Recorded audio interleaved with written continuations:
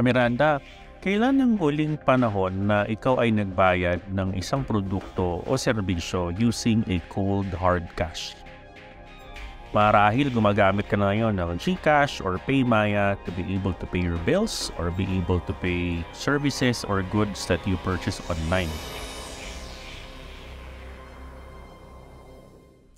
Miranda, while physical currency is still being widely used around the world, meron na mga bansa na kasalukuyan ay gumagamit na ng mas maraming digital currencies at this point. Especially during the COVID-19 pandemic, nagkaroon ng mga shortage ng cash at nagkaroon ng mga hygiene concerns. As people shift away from cash, Miranda, many are actually increasingly turning to digital financial transactions. Globally, yung mga bangko at financial institutions ay nagpo-process ng mas marami ng digital transactions ngayon versus those that are doing it physically on their bank or branches. A variety of recent digital disruptions, Miranda, including cryptocurrency and blockchain technology, have made a lot of waves into the financial services sector. Yung mga currencies na ito are part of the story kung saan ang central bank ay nagkaroon ng medyo critical lens and they're actually taking down notes on the impact of cryptocurrency with them. Ngayon, nagkaroon ng mindset of introducing Central Bank Digital Currency or CBDC kung saan ito ay isang digital na forma ng government-issued currency na hindi pinipeg or ito ay tinutuon ng isang financial commodity. Ibig sabihin, wala itong gold commodity to back it up. Itong mga CBDC ay ini-issue ng mga central banks na ang role nila is to support the financial services of a nation's government and its commercial banking system, mag-set ng mga monetary policy at mag-issue ng currency. For example, ang central bank tulad ng US Federal Reserve System, Bank of Japan, the People's Bank of China or PBOC at Germany's Deutsche Bundesbank have already issued some CBDCs.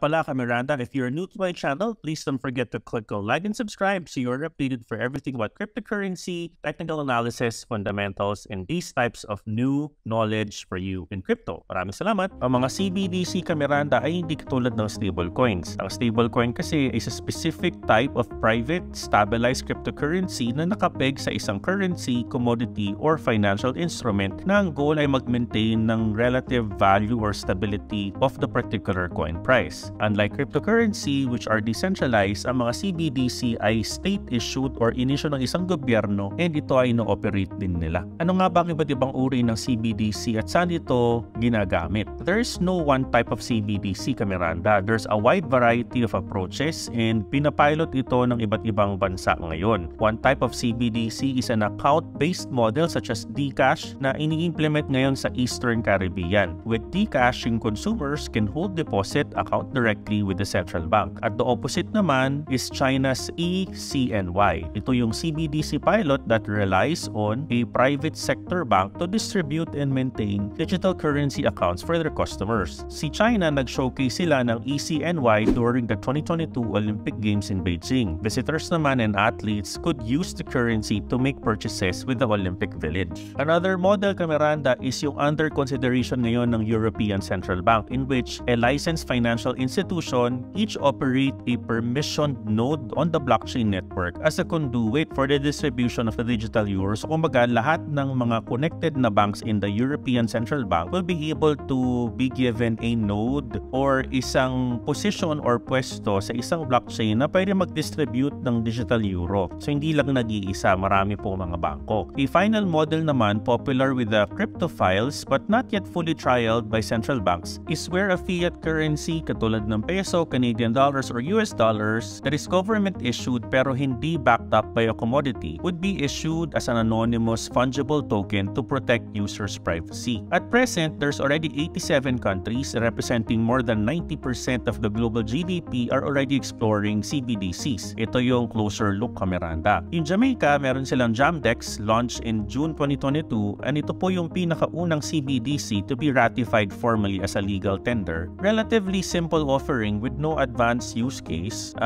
Hindi rin ito blockchain-based Miranda, unlike the Bahamas, Sand Dollar, and the Eastern Caribbean Central Bank Bcash. Si Nigeria o yung e-Naira naman, nag-launch sila ng first African country to roll a CBDC called e-Naira in October 2021. Yung Sub-Saharan Africa is poised to adopt CBDC. There's a widespread use of M-Pesa, a mobile number transfer service na nag-establish na ng strong social and financial infrastructure for the potential future of CBDC. Si Project Aber naman is an initiative launched jointly by the Central Bank of Saudi Arabia and the United Arab Emirates that tested the use of jointly issued digital currency as an instrument for domestic and cross-border settlements between the two countries. Bakit nga ba naging interesado ang mga central bank in CBDCs? Merong potential apat na trend na likely nag-spur ng central bank interest on CBDCs. Unang-una, yung pagbaba ng cash usage. In Europe kasi, yung cash usage have declined by 1/3 between 2014 to 2021. In Norway, only 3% of the payment transactions are made with cash. Itong trend na ito ay nag-force sa mga central banks to re-examine the role nila in the monetary system. Number 2 is the growing interest in the privately issued digital asset. In the UK, Miranda, 10% of adults are already reporting na nag-hold sila ng isang digital asset like cryptocurrency. Ang European Central Bank naman ay nagsabi na as many as 10% nito sa household nila in 6 large EU countries have owned digital assets. Consumer use of digital assets, Miranda, can be viewed as a potential challenge in the fiat currency as a unit of measurement for value. Pangatlo, decreasing sense of central bank as a payment innovators. Yung mga CBDC kasi, Miranda, can offer central banks a new opportunity to lead strategic conversations on cash use cases in a public forum. And lastly, yung rising global payments. Yung rising global payment system, kasi ngayon, yung many central banks seek to establish greater local governance over increasingly global payment systems. So medyo magulo. Central banks ngayon can see CBDC as a potential stabilizing anchor of local digital payment systems. Pero Miranda, sa pag-embrace ng mga nation on potential benefits of CBDC, meron din itong mga risks. Pero pag-usapan muna natin ang mga potential benefits. Unang-una, reduce cost. Alam mo ba, Miranda, financial service providers, they can save almost $400 billion annually in direct cost by shifting the spending away from physical infrastructure towards digital. Pero itong reduce cost na to must be measured against the significant investment in the new technology. Siyempre, if you're gonna be providing CBDC, ma-offset yung savings mo by providing digital infrastructure or highway para mag-operate yung digital payments. Another benefit is the increased speed. Unlike the regular monetary system, the CBDC could improve the speed and efficiency of the sale of goods and services. Siyempre, para nagbayad ka ng GCash, mas mabilis ang transaction and mamamonitor mo pa versus physical money. Greater access then for those without bank accounts. Alam mo ba, Miranda, just under 5% of US adults ay walang bank account. In 2016, there were 1.6 billion people na walang bangko all around the world. Itong CBDCs na ito can potentially increase financial inclusion kasi they're accessible over mobile. And for providers of digital financial services, yung mobile money presents a gateway to mga untouched markets like yung mga farmers at mga sari-sari stores that could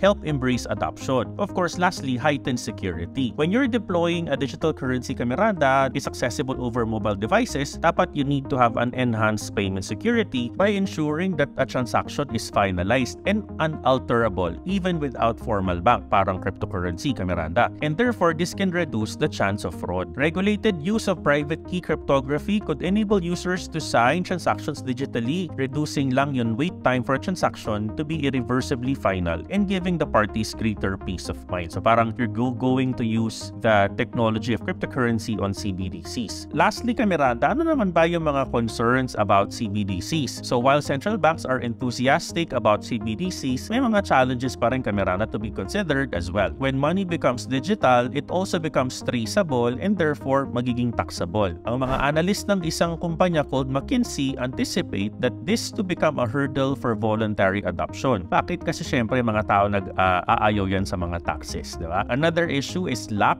so far of technological stability. In January 2022, yung digital version ng Eastern Caribbean Bcash went offline for 2 months because of technological issues. Miranda, there are also concerns about the business case na mahina daw ang CBDC. For one thing, it will take more effort for central banks to develop infrastructure na kung tutuusin, in the long term, maliit lang naman ang reward sa mga central banks. Also, CBDCs may not be able to really provide the increased speed versus predicted. Ngayon kasi maraming developed countries can now activate instant payments using non-blockchain infrastructure. Central banks naman in some nations such as Canada and Singapore have come to a conclusion that there's not really currently a strong case for digital currencies. O paano nga ba ginagamit ng China ang CBDC, Miranda? Ngayon, private cryptocurrency is banned in China. Pero yung country na ito has been still dabbling in digital currency. In fact, in China, Central Bank or PBOC, they created yung pinaka-most advanced market application of CBDC to date. China CBDC, Miranda, have piloted e-China or ECNY na nag-rely sa mga private sector banks to distribute and maintain yung mga accounts na ito for their customers. If you remember, in late 2019, si PBOC have tested ECNY through an application and wallet-based payments for the government services, shopping, transportation, and other consumer lifestyle use cases. Itong pilot na ito initially launched in 4 cities, then quickly expanded to 5 more. As of May 2022, 4.5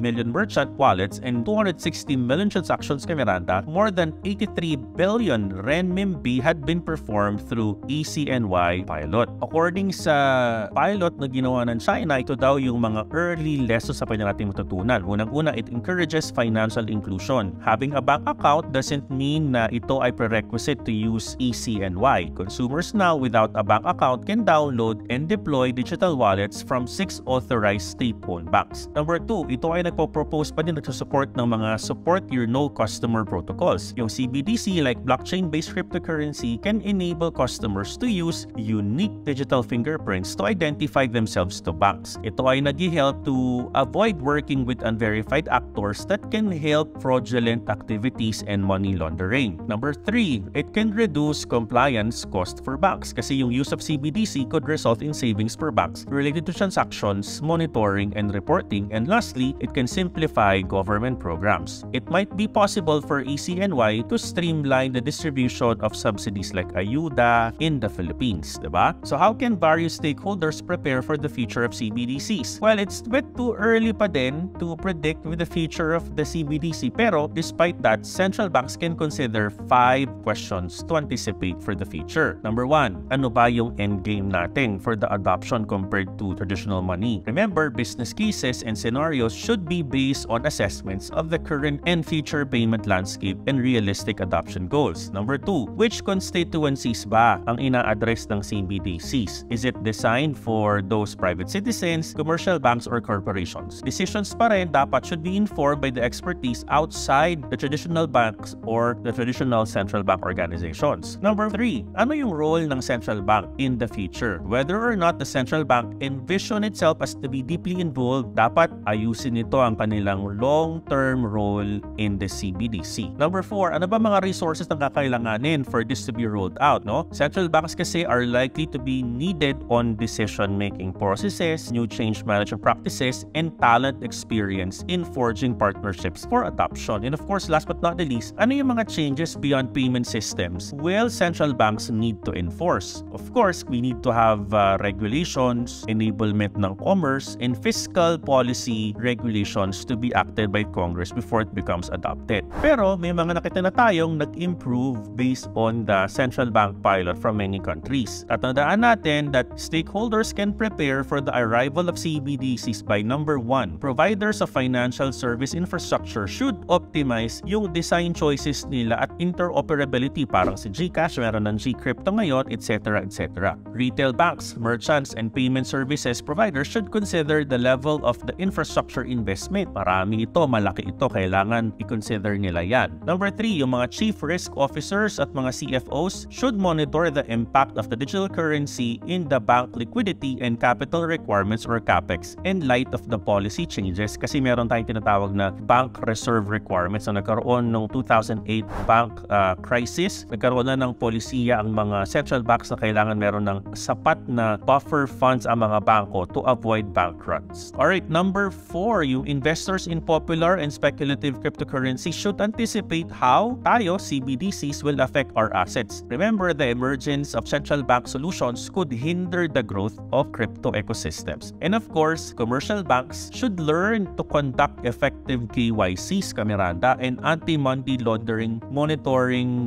measures. No? In models that involve commercial banks issuing CBDCs to customers, dapat they will also need to expect to carry the cost burden for KYC compliance. Marami pa rin, Miranda, ang hindi nakakaalam and uncertain pa rin for CBDCs. So we need to see the fuller picture to see the benefits and the disadvantage that can emerge over time. One thing that's clear for me, Miranda, as your coach Miranda Minor, is CBDC can have the potential to significantly affect the world. Maraming salamat nga pala sa mga nag-comment sa ating video, how to get your $200 bonus from BingX.